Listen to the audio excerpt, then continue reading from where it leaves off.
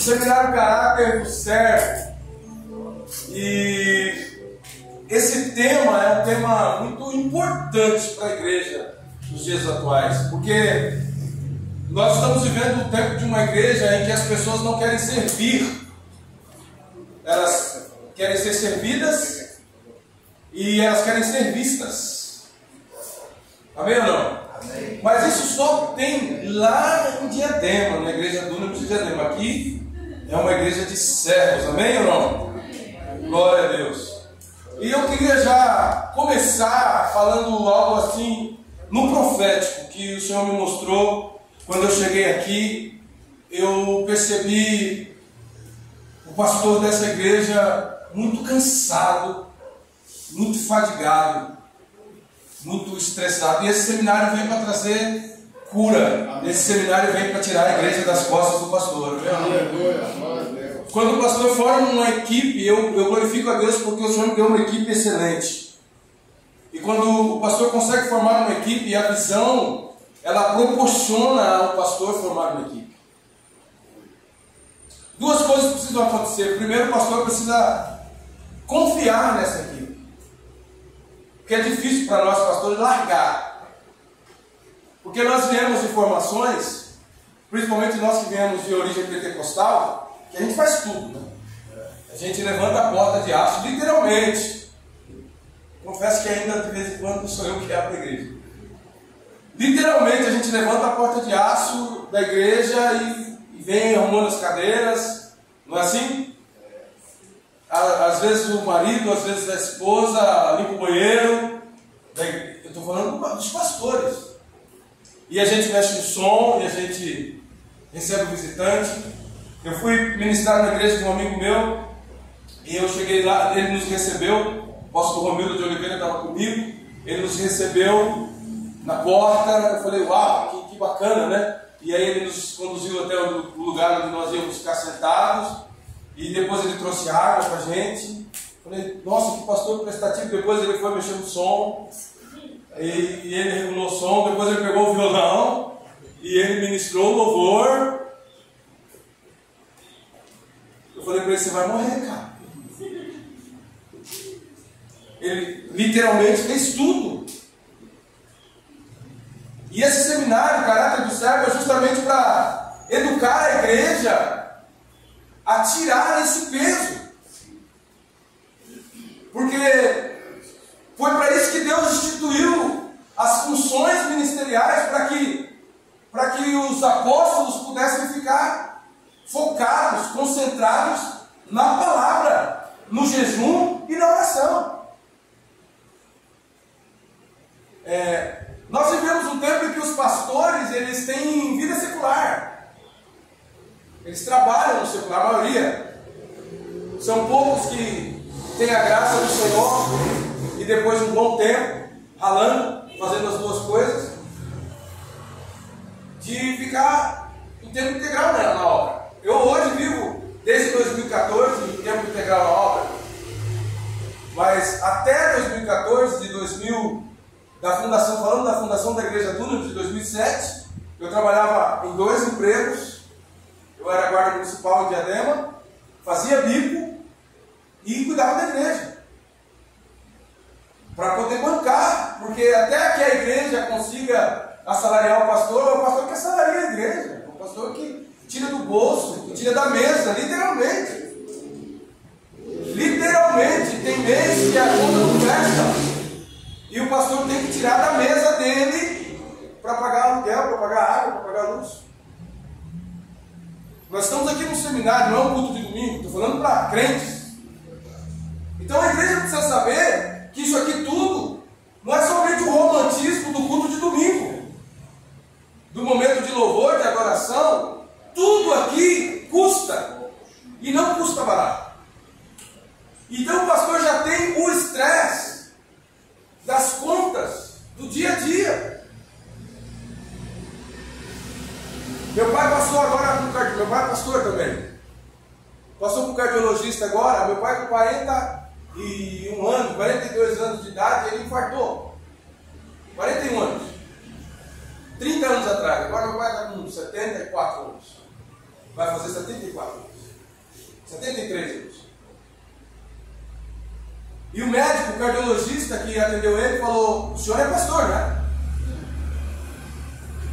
Ele disse: sou. Eu tenho muitos pacientes pastores que infartam. Porque o pastor faz duas coisas erradas. Ele come errado e ele recebe o estresse de todo mundo.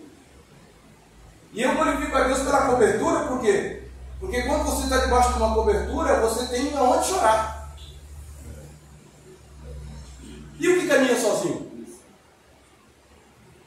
Em 2015, só nos Estados Unidos, 8 pastores se suicidaram. 8. Pastor, no altar, pregando a palavra, vinde a mim, todos que estão cansados e oprimidos. E o pastor oprimido e sobrecarregado a ponto de tirar a própria vida.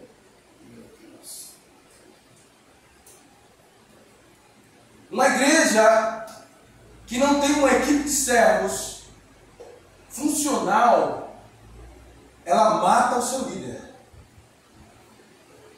Amém ou não? Amém. Uma equipe de ministério disfuncional mata o pastor.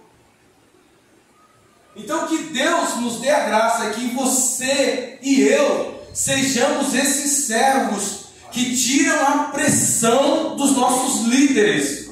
Amém ou não? Que na regional, nós que estamos debaixo de cobertura, nós possamos ser esses líderes que vão tirar a pressão dos nossos líderes, que vão dizer para ele: olha, eu não é a minha mão que tem que estar erguida, eu sei que a unção está com o Senhor, mas eu posso ficar de um lado segurando um braço, se o Senhor precisar, eu posso ficar do outro lado segurando o outro braço.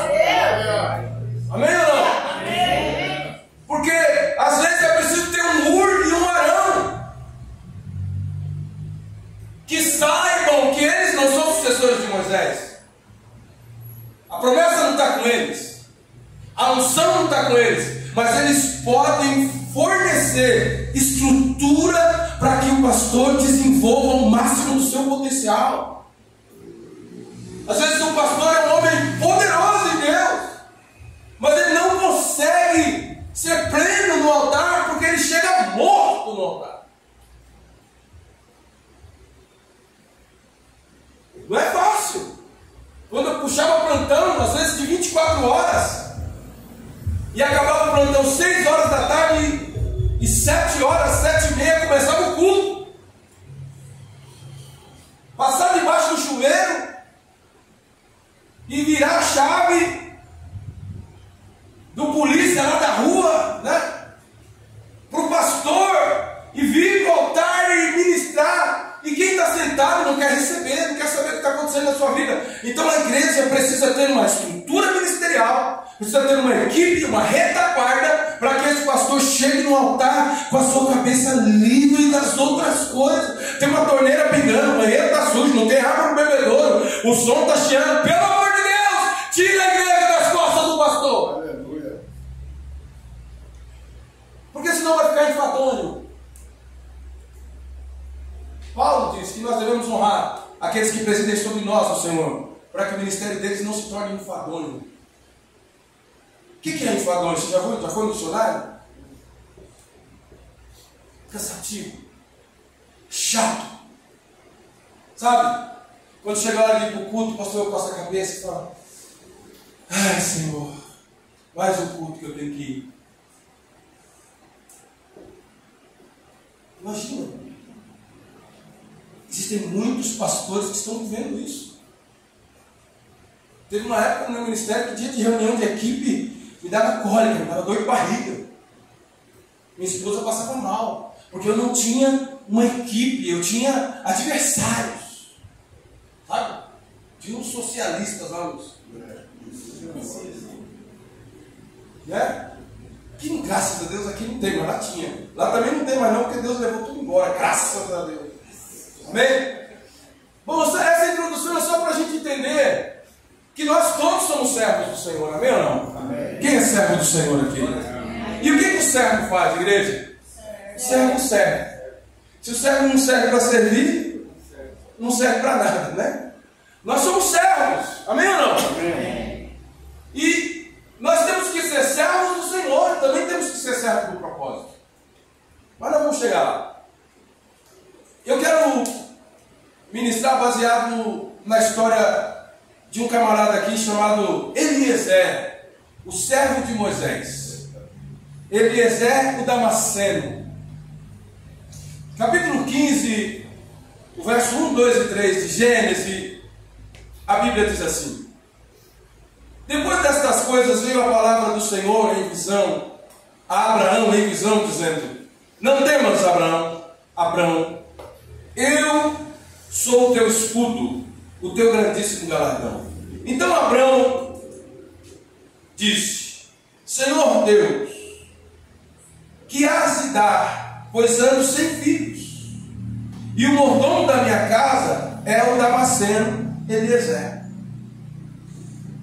E disse mais Abraão: eis que não me tem dado filhos, e eis que um nascido da minha casa será o meu herdeiro. E aí então o Senhor disse para... Pode colocar o próximo versículo, por favor, Pedro? Você pode ler?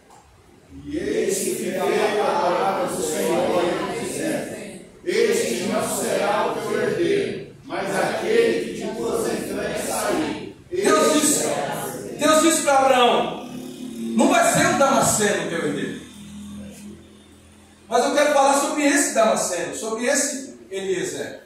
Amém? Amém.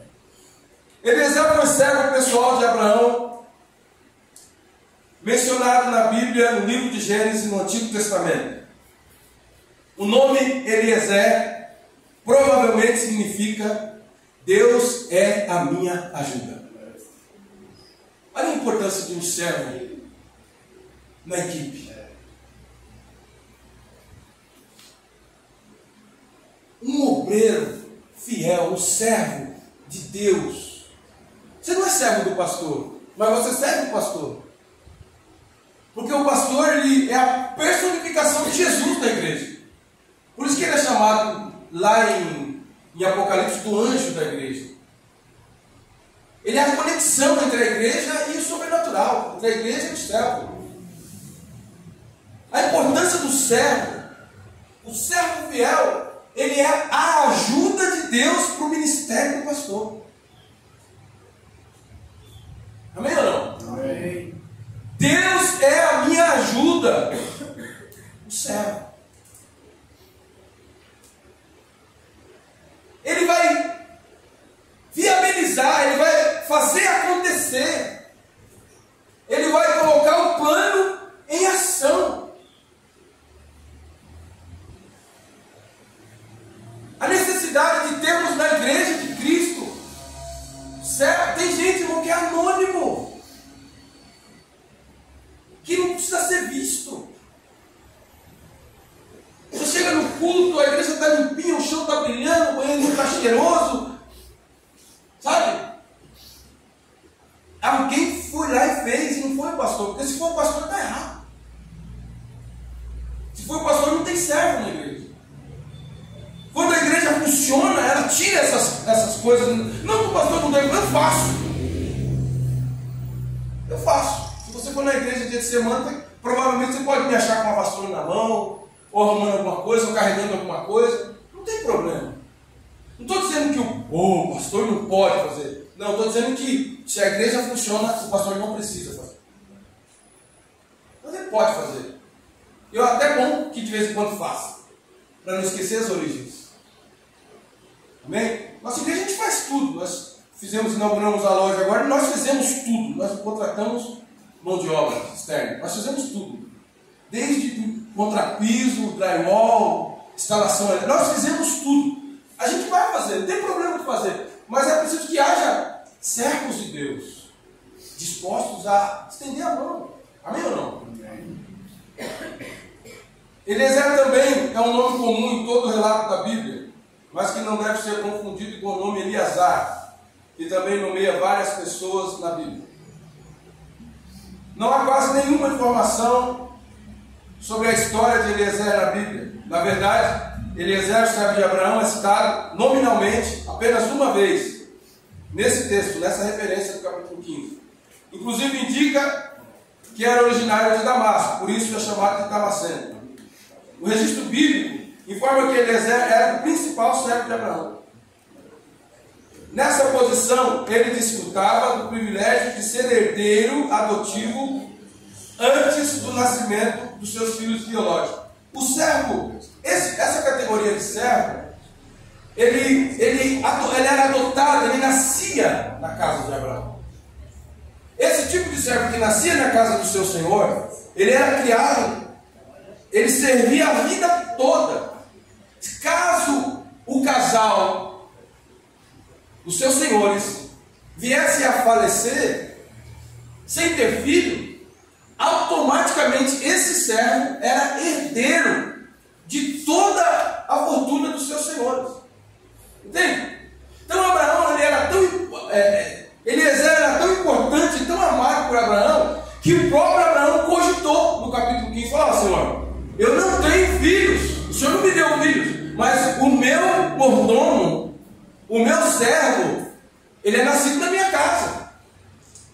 Abraão cogitou, se Eliezer não fosse um servo fiel, você acha que Abraão ia passar pela cabeça, eu vou dar herança para esse cara? Coisa nenhuma. Abraão cogitou antes de Ló, que era como filho de Abraão. Abraão cogitou Eliezer. O que eu quero dizer, querido? Eu quero dizer que quando você serve legitimamente, Deus te faz participante da herança. Aleluia. Quando você serve legitimamente, Deus te coloca na mesa. Você não precisa atropelar ninguém, você não precisa passar por cima de ninguém. Quando você é legítimo no seu serviço, no reino de Deus, Deus te coloca no lugar de filho. Amém ou não? Jesus disse: não mais te chamarei de servo. Aleluia. Louvado seja o nome do Senhor.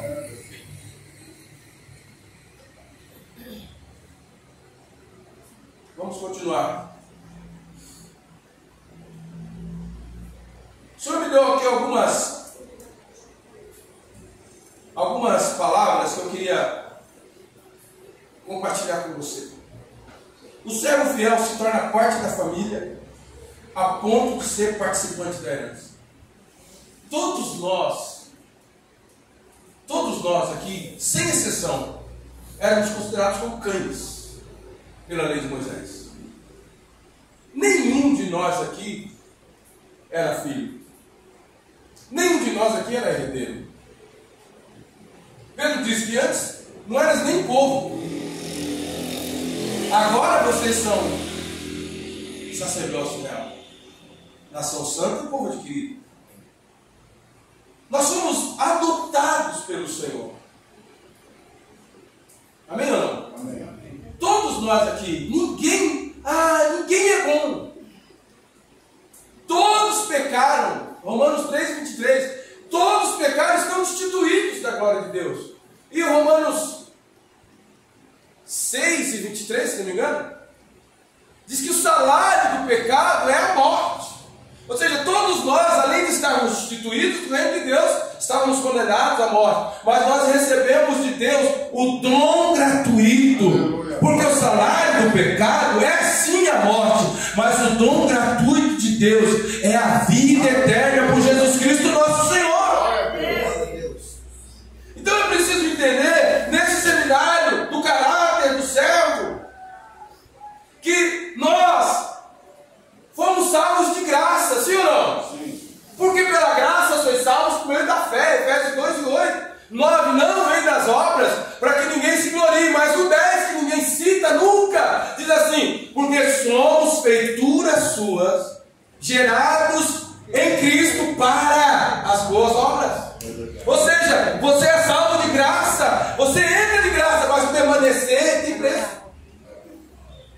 Amém ou não? Amém. Diga assim: a entrada é franca, a permanência não. Toda vara em mim que não dá fruto, tira. E limpa toda que dá fruto para que dê mais fruto. E se você vai para o capítulo 11 de Romanos, a Bíblia diz assim: olha, se as varas originais foram cortadas porque não deram fruto, você também vigia. Porque se ele não poupou as varas originais, tem cuidado que ele não poupa a ti também. Nós precisamos tirar o romantismo da graça, porque não existe hipergraça. A graça tem um limite. A graça perdoa os nossos pecados e nos insere no corpo. Mas a permanência no corpo de Cristo, a permanência enxertados na videira ou na oliveira, como você queira, está relacionada ao fruto. Porque a vara que estava antes de mim e de você, os judeus foram cortados porque não deram frutos. Então não existe uma lógica de ficar alguém enxertado que também não dá fruto. Se ele não poupou a vara original, logo também não vai poupar a outra vara que foi enxertada e que não dá fruto. Nós fomos salvos pela graça, amém ou não? Estavam lá no mundo, alguns na macumba, outros na droga, outros na prostituição, outros no crime, outros na idolatria, e outros só estavam em casa, mas foi salvo. Agora você foi enxertado em Deus, agora você se tornou servo de Deus. E o que o servo faz, irmão? Oh Jesus, todo mundo comeu feijoada no almoço. O que o servo faz? O servo serve, entende isso? Nossa função como servo é servir. O servo que não serve, ele não serve para nada. Amém ou não? Amém. E como que era a função do servo? Ele morava na casa do Senhor. E ele trabalhava pela comida. Amém ou não? Pela morada. Ele era propriedade do Senhor. Amém? O profeta Isaías diz que nós somos comprados sem dinheiro e sem. Quem foi comprado pelo sangue de Jesus? Amém? Tem um hino antigo da Água Distante que diz: não sou meu, ó, não sou meu. Meu Jesus, sou todo seu. Paulo diz: não vivo mais, agora Cristo. A vida que eu vivo não é mais a minha, a vida é a vida dele. Amém ou não? Amém. O problema é que por causa das igrejas não pentecostais, as pessoas estão vindo para a igreja para serem servidas. Irmão, como é que eu sou um pouquinho retorno? Que aí eu posso falar mais longe do microfone. As pessoas querem ser servidas. E outras pessoas querem ser vistas. Amém ou não? Mas isso só tem lá na Duna, de Diadema aqui. A segunda coisa que eu queria dizer é o seguinte: o servo de Abraão era tão amado por ele que Abraão cogitou tornar o herdeiro da promessa de Deus. O que eu quero dizer? Quero dizer que quando você ama o seu líder, quando você se coloca à disposição de dizer para ele: olha, conta comigo. Na hora que você precisar, pode me chamar. Pode me ligar. As pessoas vão dizer que, eu vou usar um termo chulo aqui, as pessoas vão dizer que eu sou um puxa-saco, um pelego. Não tem problema, irmão. Você está servindo ao Senhor. Não se preocupe com o que as pessoas dizem, com o que as pessoas fazem. Faz a tua parte. Amém? Chega perto do teu líder e fala, mostra para ele que ele não está sozinho. Amém ou não? Amém. Pastor, se tiver só duas pessoas, é o Senhor e eu. Porque Deus vai te colocar numa posição. Deus vai te honrar. Hoje está comigo minha sobrinha, Karine, a filha da minha irmã, Solange, e o meu discípulo, o pastor Anderson.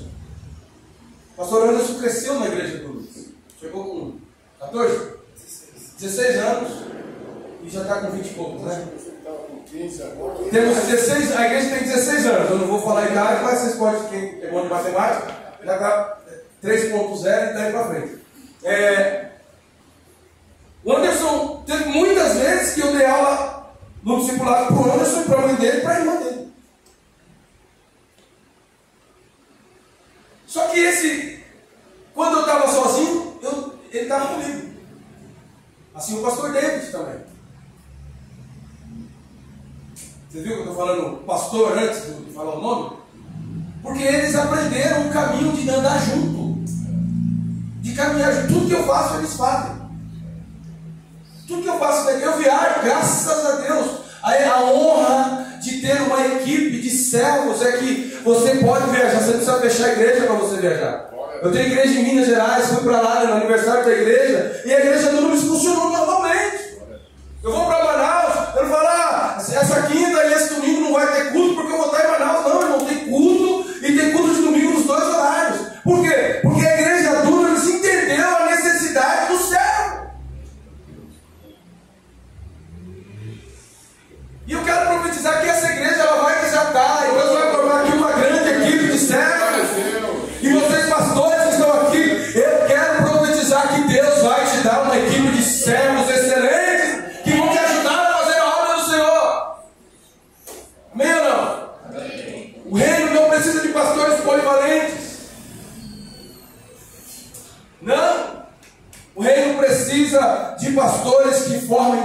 discípulos.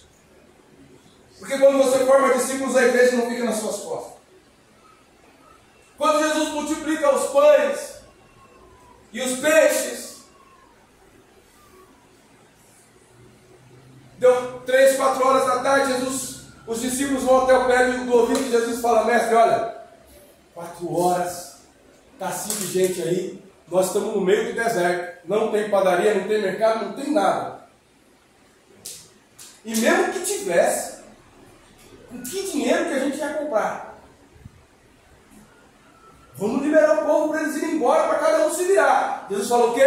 Ninguém vai embora com fome.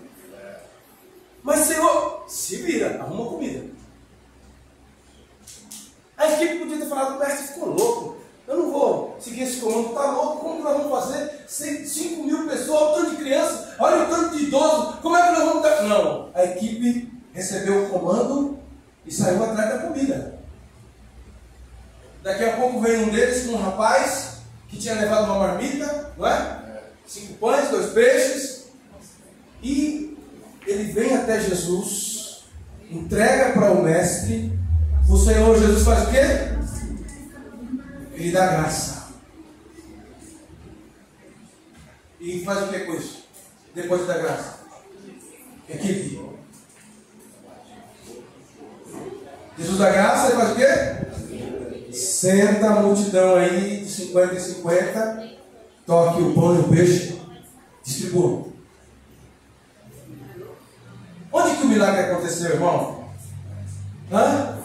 O milagre aconteceu na mão da equipe. Amém ou não? Quando você é servo, Deus te elege para ser operador de milagres. Quando você está disposto e o seu pastor está ocupado e não pode fazer aquela visita, ele fala assim: ó, vai lá que Deus vai te usar. E você vai, Deus te usa. Sabe por quê? Porque você está debaixo de uma autoridade. Você está sob a autoridade.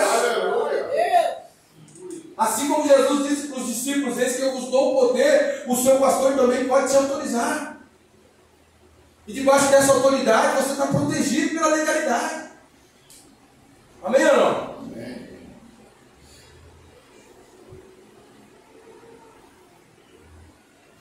Terceira coisa que eu quero falar: o servo fiel conquista status de filho.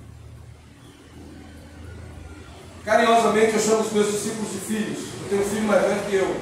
Só acontece na igreja. Mas tem aquele que serve não para ser servo. Ele serve querendo uma posição. Amém ou não? Tem aquele que serve querendo status. Que quando ele chega, o pastor fala assim: uau, glória a Deus, meus problemas acabaram. Chegou o que eu estava precisando. Canta, prega, expulsa demônio. Né? Faz tudo na igreja que o senhor precisa. É eletricista, pedreiro, carpinteiro, marceneiro. E ele faz tudo até você derramar o óleo.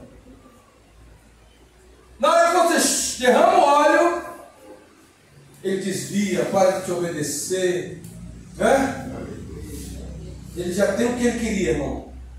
Ele vai embora, atravessa a rua e abre uma igreja na outra esquina e fala mal de você. Mas isso só acontece lá pro lado de Diadema. Aqui, graças a Deus, não tem essas coisas, né? Amém ou não?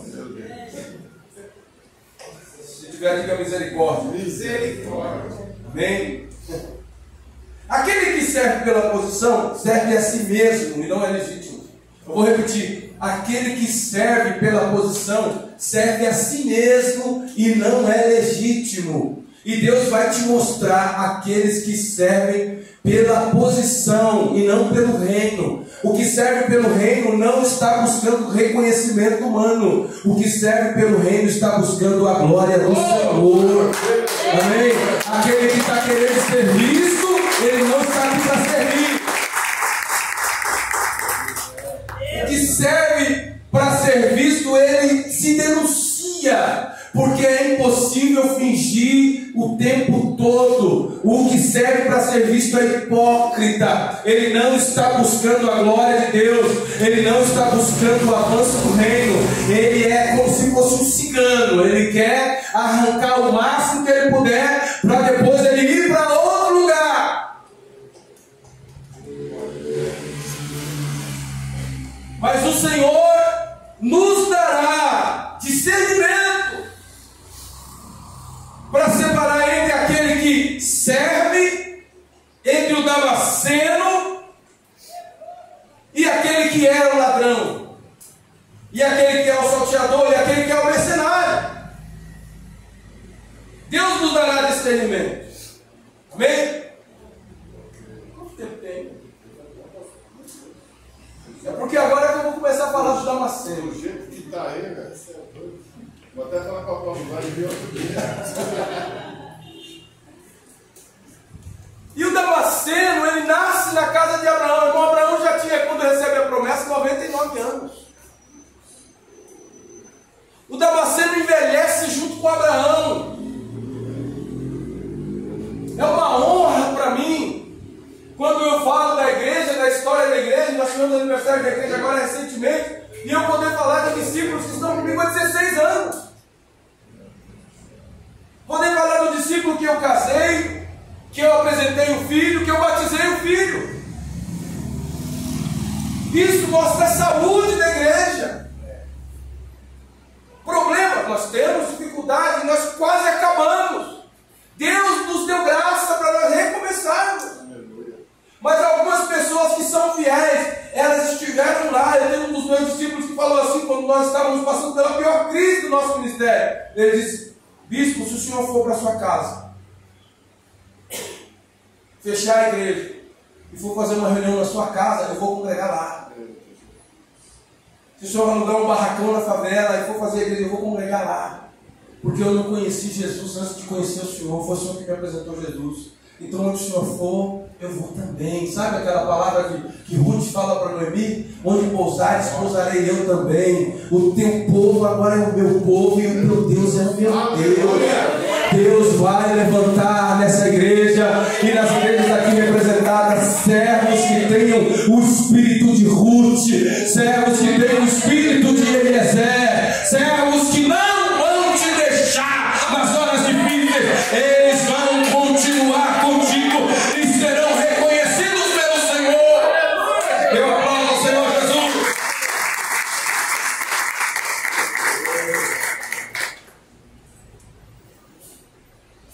O Damasceno, no capítulo 24 de Gênesis, por favor, querido.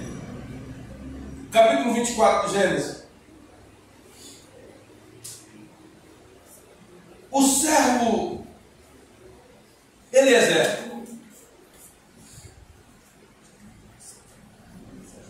o servo legítimo, está comprometido com o Senhor, entre parênteses, o líder, e com o propósito.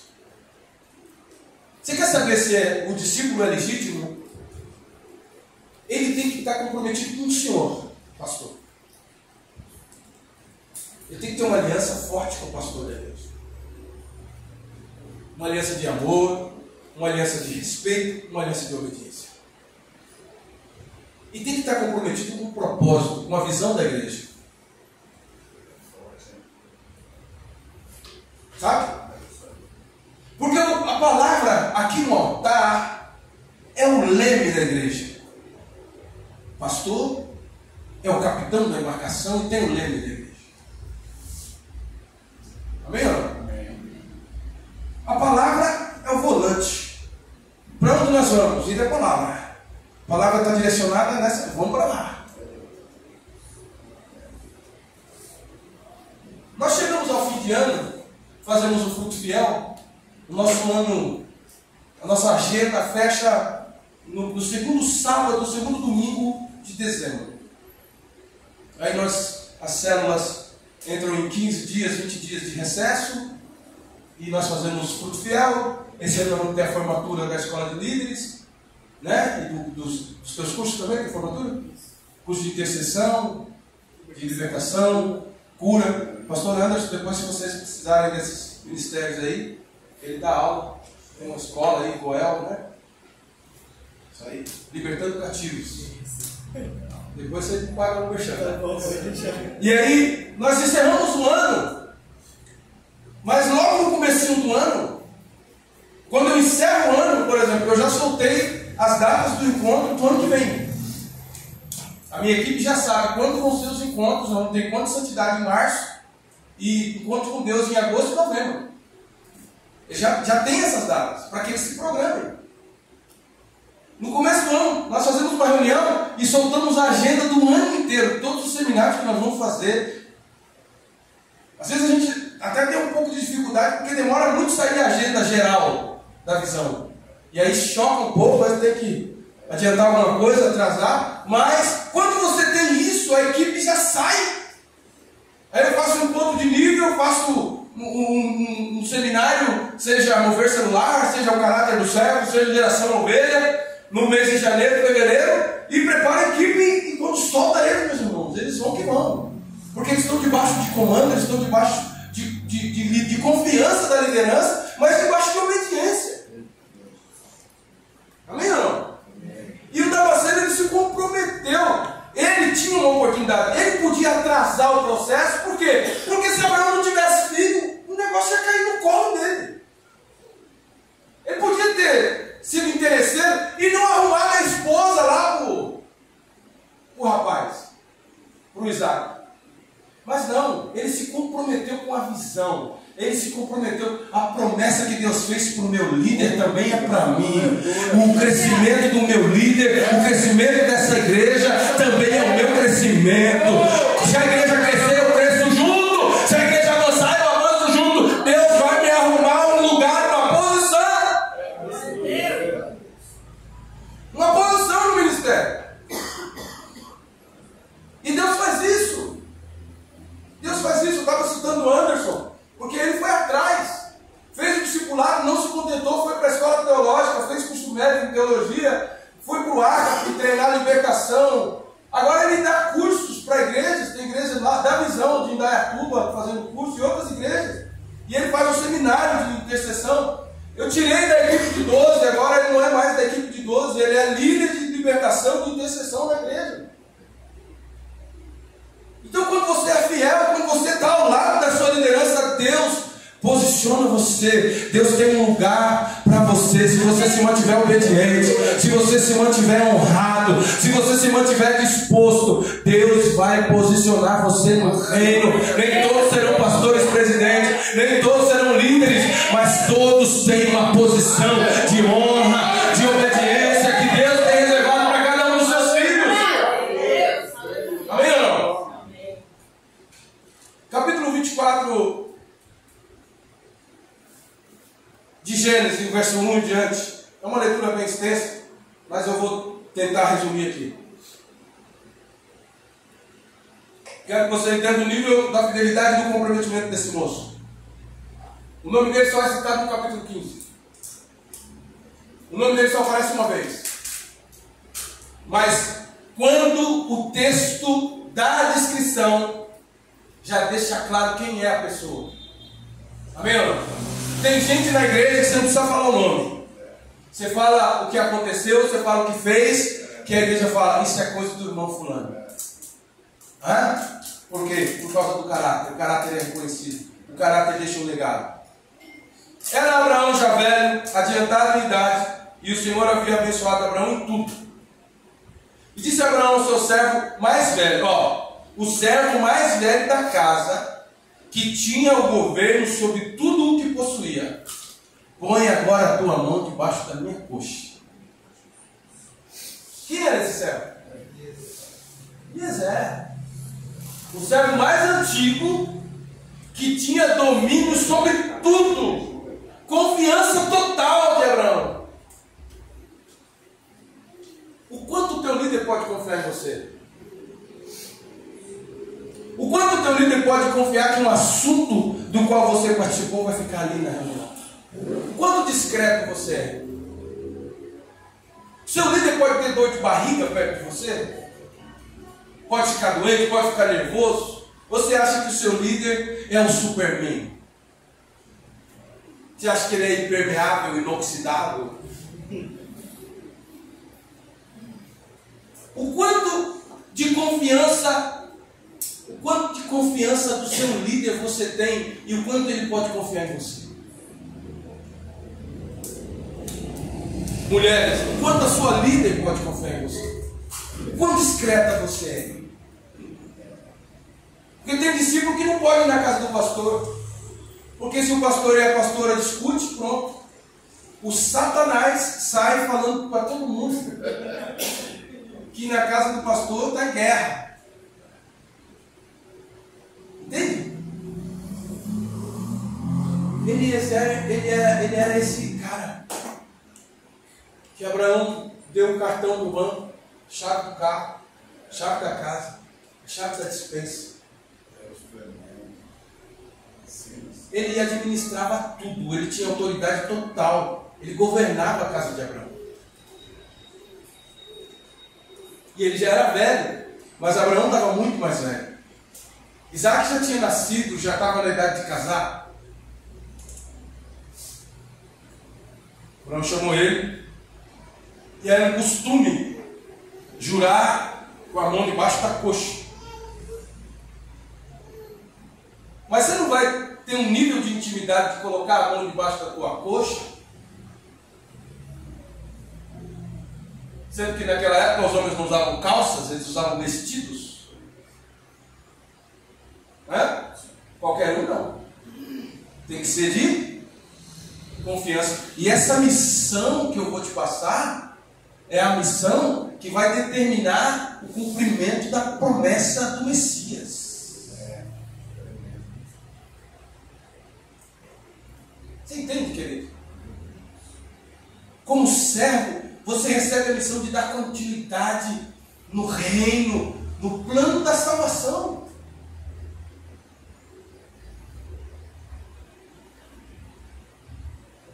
Para que eu te faça jurar pelo nome do Senhor, Deus do céu e da terra, que não tomarás para meu filho mulher das filhas dos cananeus, no meio dos quais eu habito. Mas irás à terra da minha parentela, e dali tomará a mulher para meu filho Isaque. E disse-lhe o servo: porventura, se porventura não quiser seguir minha mulher a essa terra, farei, pois, tornar a teu filho a terra de onde saíste? Abraão lhe disse: guarda-te que não faças lá tornar meu filho. Abraão está dizendo para ele: olha, você vai buscar uma noiva para o meu filho. Você vai lá, vai procurar uma moça para casar com meu filho. Tem que ser da minha parentela, não pode ser cananeia. E Eliezer está dizendo para ele: mas se eu não conseguir uma moça que me siga, eu posso pegar o teu filho e levar até a tua parentela? Abraão está dizendo: não faça tornar o meu filho. Então pôs o servo a sua mão debaixo da coxa de Abraão, o seu senhor, e jurou-lhe sobre esse negócio. O servo tomou 10 camelos dos camelos do seu senhor e partiu, pois que todos os bens do seu senhor estavam em sua mão. Levantou-se e partiu para a Macedônia, para a Mesopotâmia, para a cidade de Naor. E fez ajoelhar os camelos fora da cidade, junto a um poço de água, pela tarde, ao tempo que as moças saíam para tirar água. E disse: ó Senhor, Deus de meu senhor Abraão, dá-me hoje um bom encontro. Faze beneficência ao meu senhor Abraão. Eis que estou de pé junto à fonte de água, e as filhas dos homens dessa cidade saem para tirar água. Seja, pois, que a donzela que eu disser: abaixa agora o teu cântaro para que eu beba, e ela disser: bebe, e também darei de beber aos teus camelos, esta seja a quem designaste ao teu servo Isaque, e que eu conheça nisto que usastes de benevolência com meu senhor. O servo legítimo tem intimidade com Deus. O servo legítimo não vive da unção do seu líder. O servo legítimo adquire relacionamento com Deus. Nós somos uma igreja de discipulado. Até o teu discípulo conhecer o Deus dele, ele vai servir o teu.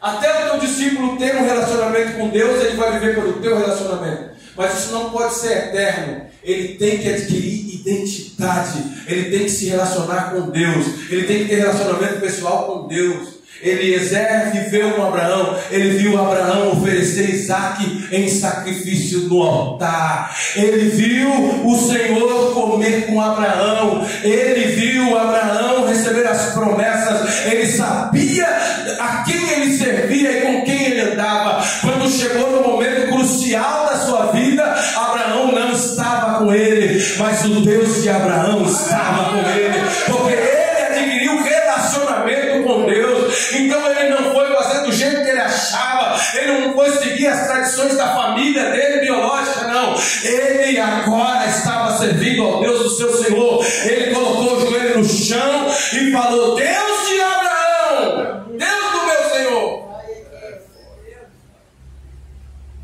eu vou ficar aqui perto dessa fonte, e as moças da cidade vão vir tirar água.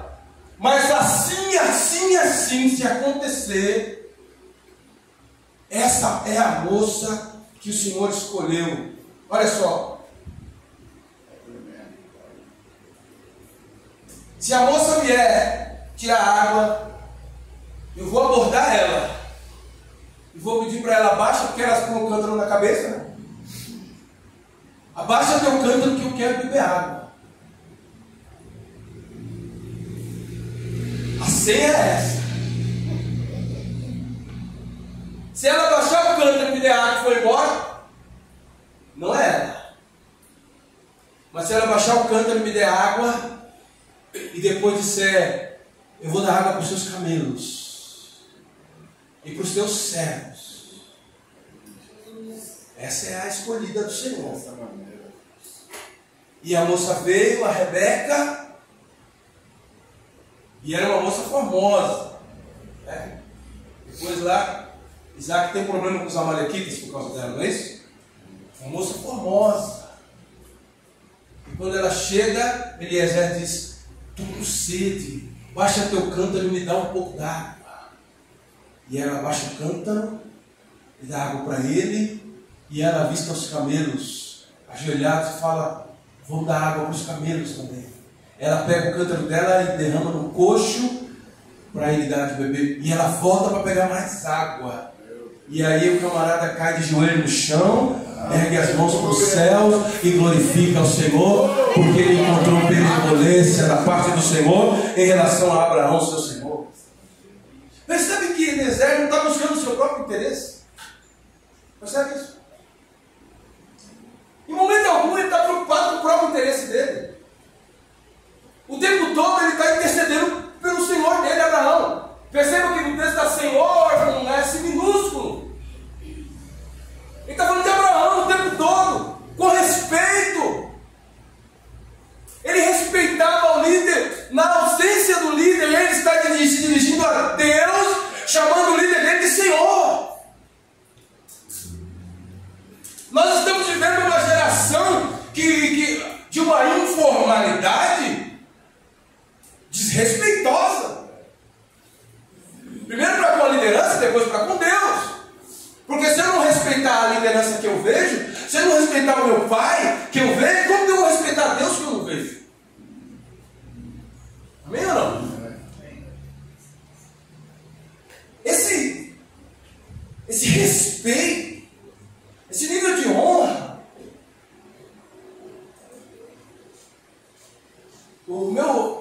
o apóstolo Romildo, que me semeou agora na equipe do apóstolo Jairo, é meu primo. Meu primo. O pai do apóstolo Romildo é irmão da minha mãe.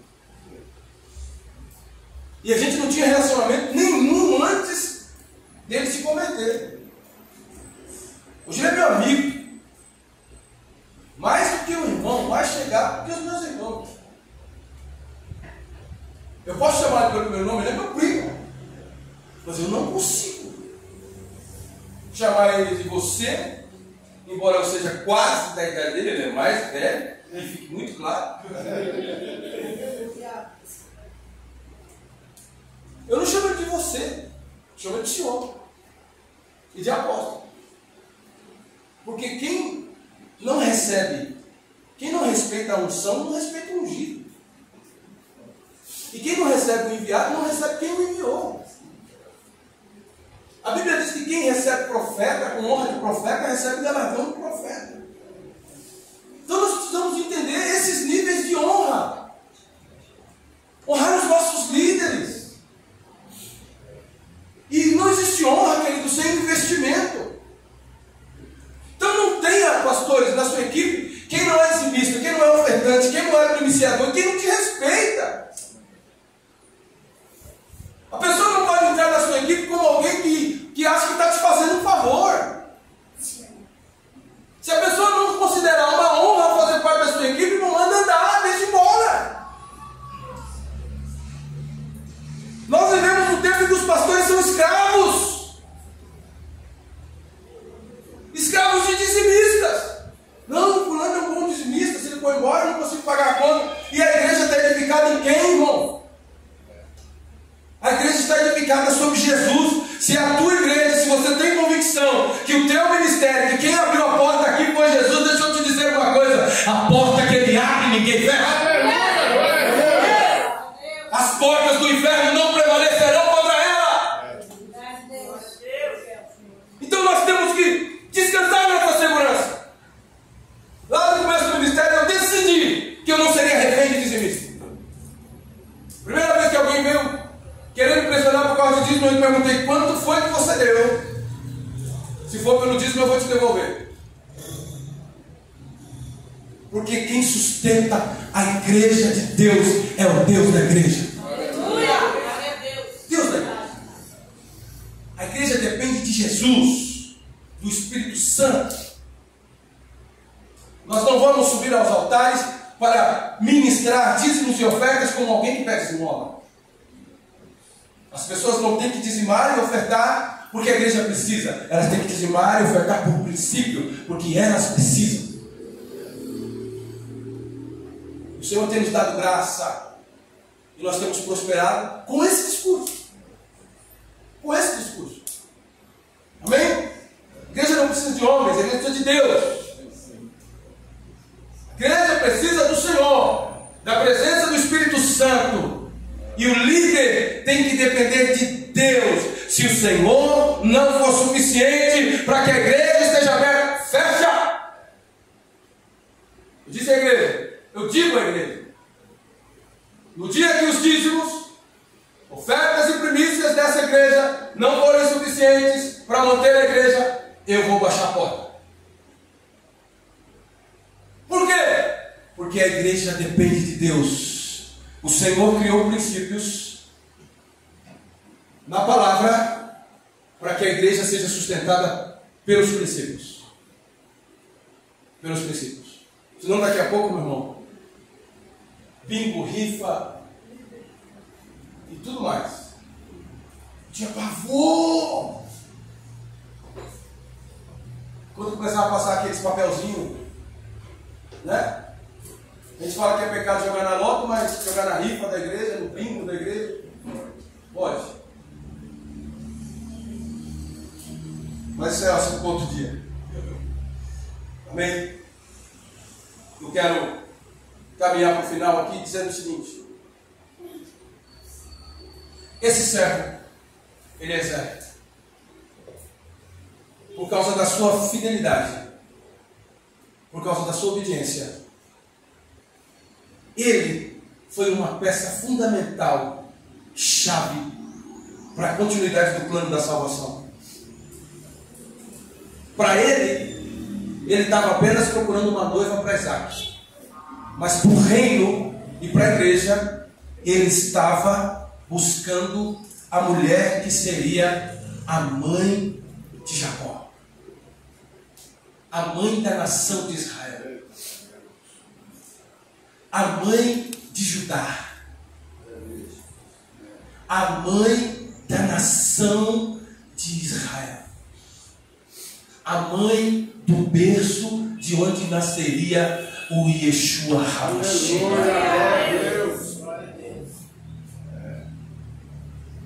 Então, às vezes, você olha com uma visão micro para o trabalho que você está fazendo na igreja, como se ele não tivesse importância.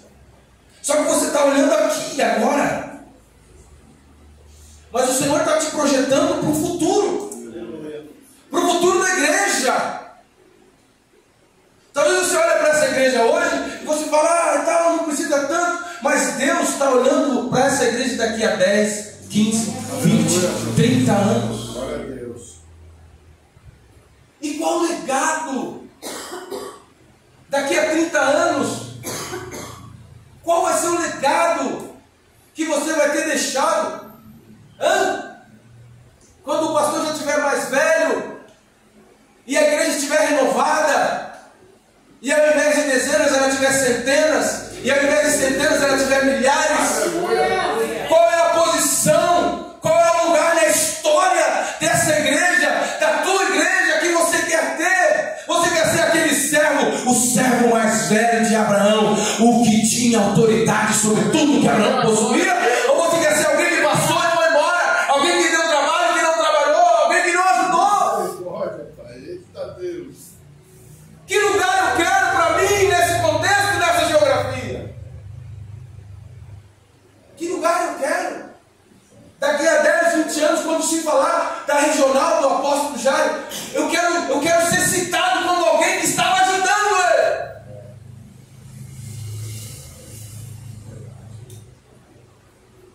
Eu não quero ser protagonista porque Deus escolheu ele para essa posição. Mas eu quero ser alguém que estava lá, que ajudou. Amém ou não? Amém. Porque quando você faz parte, você é reconhecido pelo Senhor. Deus te posiciona e Ele te honra. Deus deu a honra para Eliezer de cuidar do filho de Abraão,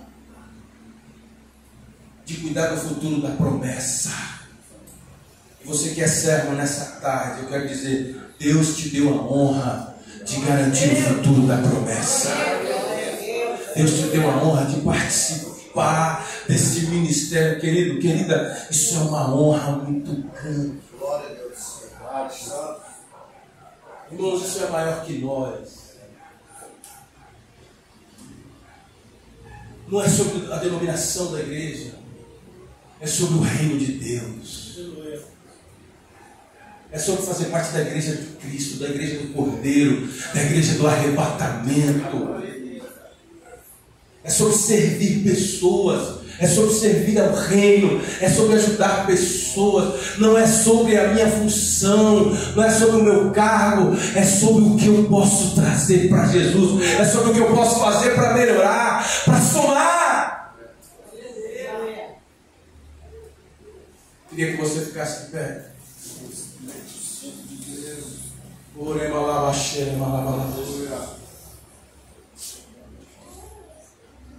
O apóstolo Paulo um dia disse que ele disse assim: eu não considero que eu já tenho alcançado, mas eu prossigo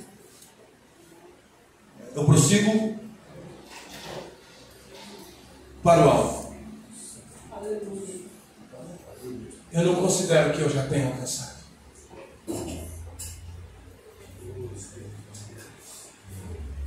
Eu não sei quanto tempo você tem de fé. Eu vou para 33 de batismo, 25 de março do ano que vem. Paulo disse assim: eu não considero que eu já tenha alcançado, mas deixando para trás